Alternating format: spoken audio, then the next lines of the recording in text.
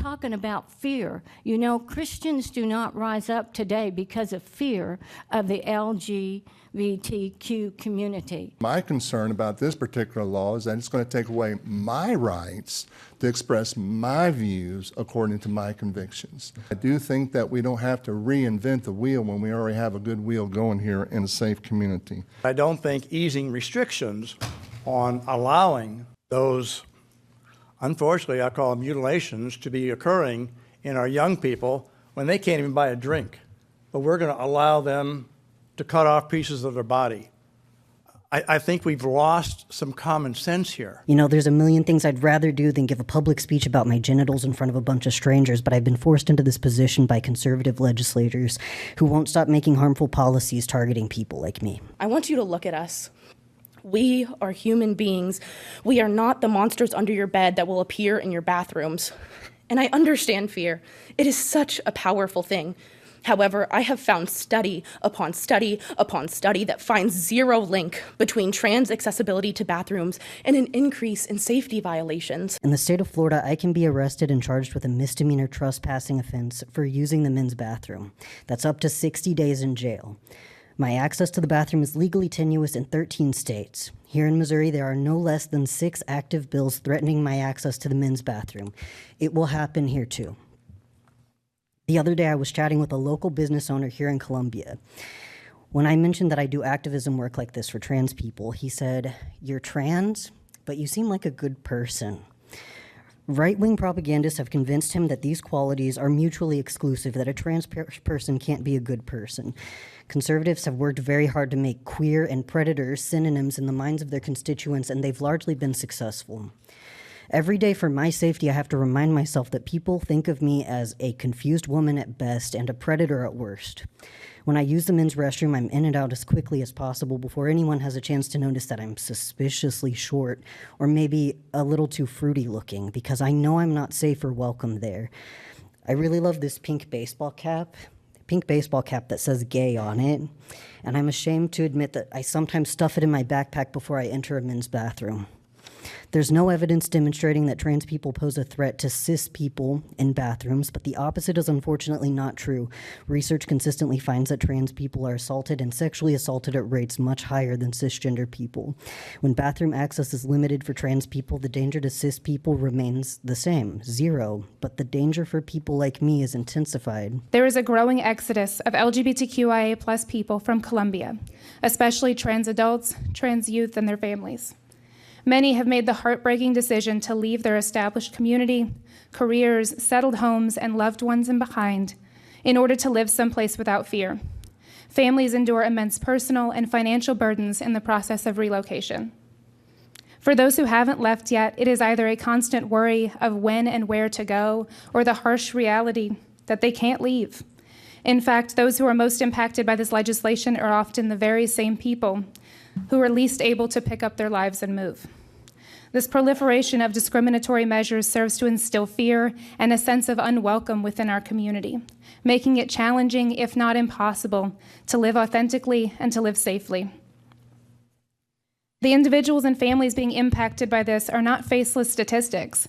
They are your friends, your family members, your healthcare providers, teachers, and first responders. They are veterans, business owners, and faith leaders. They are real people who make a significant impact and who deserve to feel secure and safe in our shared community here in Columbia. People are closely watching the response of our community leaders to these legislative assaults, and we are literally looking for a safe haven. Increasingly, our community finds itself under assault from all sides. It isn't just youth or trans people that are under legislative assault. It is the very existence of an entire group of people being whittled away. Bathroom laws, for example, are a real threat, not only to trans people, but to anyone who doesn't conform to binary, traditional gender norms, or whose gender presentation may be questioned. They infringe upon our basic human rights and are an attempt to gender police people out of the public sphere. If our gender prevents us from accessing public accommodations, then our gender is preventing us from participating in common society. We all know what bathroom to use, and trans people are in fact hyper aware of which bathroom to use because of the enormous risk and almost universal experience of questioning, harassment, and even violence that can result from getting it wrong. All of us should have the reasonable expectation that we can use the restroom in peace and without fear of harassment due to others' perception of us. Bathroom laws do not make restrooms safer for cisgender people.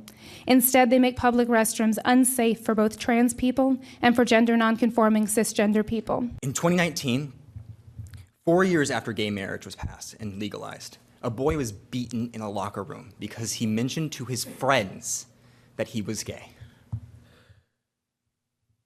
That wasn't the only instance of violence in that town, and frankly against queer people or against any minority, and it certainly wasn't the only time it appeared in schools. I'm sure that's continued since, but to be honest, I can't tell you because I left as soon as I could. But I still remember the look of fear I saw on that student's face. Anytime I drive to a small town or set foot in one, I feel that same fear bubble up inside of me too. Because oftentimes being queer means watching your back. It means hoping to God that people like those who spoke earlier aren't armed. But like I said, I got lucky. I was able to leave. I was able to go to college and have freedom to be myself and meet people that I love, frankly, more than my family.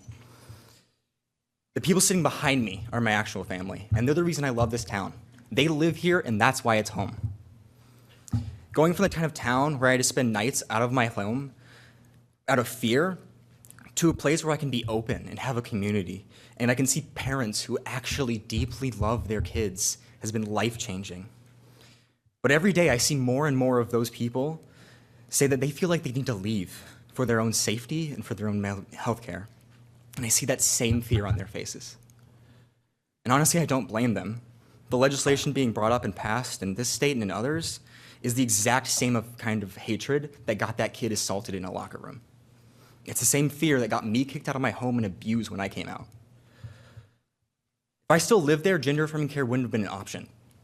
But here I can consider it. More than anything, I just hate seeing my friends experience that same kind of fear. The city must declare and enshrine its commitment to the protection of our community with this ordinance. We see the threats and attacks on our rights, particularly gender-affirming care. We know the state hates us, that many Missouri lawmakers want nothing more than to erase us. They want to keep us out of sports, bathrooms, and schools. We're being portrayed as dangerous, confused, and immoral. It's terrifying to be seen as the enemy, and it is unfair. Our futures and the futures of many people like us, especially the younger generation, are very uncertain right now. I'm not asking anyone for special treatment. I am demanding equality. You need to pass this ordinance so no Colombians will be targeted by the state's cruel agenda. You need to pass this ordinance for the safety and well-being of all Como residents. You need to pass the amendments as listed in the agenda. They are essential for the safety of trans and gender nonconforming people in public spaces. I realize that perhaps some of you don't understand all of our concerns, and that's fine. I'm not asking you to. I want you to understand this. None of us want to leave, and many of us can't. I know that I can't. None of us can predict what tomorrow will bring, but today you can act. You can make this city a little bit safer, so do it. Thank you.